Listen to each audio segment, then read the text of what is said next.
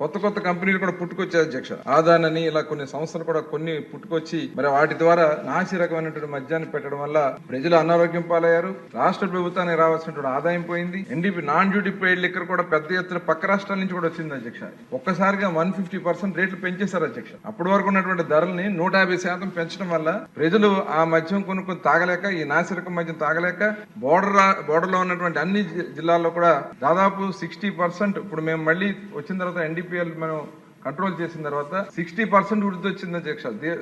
ఏదైతే మనకి border districts అన్నిటికి కూడా ఇవాళ ఆ రకంగా గత ప్రభుత్వంలో వాళ్ళు విచ్చలవిడిగా చేసుకుని దోచుకుని మరి ఈ నిన్ననే మరి గత ప్రభుత్వంలో ఆనాటి ముఖ్యమంత్రి గారికి దగ్గరగా ఉండే వ్యక్తి మరి నిన్న ఇచ్చారు అధ్యక్ష. పేపర్లో కూడా చూస్తాం జరిగింది అధ్యక్ష.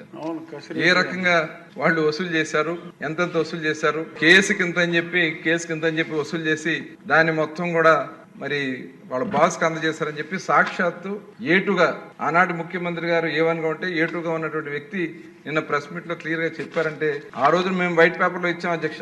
మేము 3,300 కోట్ల దగ్గర ఈ మధ్య స్కామ్ ద్వారా ఏదైతే జరిగినాయో వాళ్ళు తీసుకున్నటువంటి కేసు కింద దాంట్లో జరిగిందని చెప్పాం.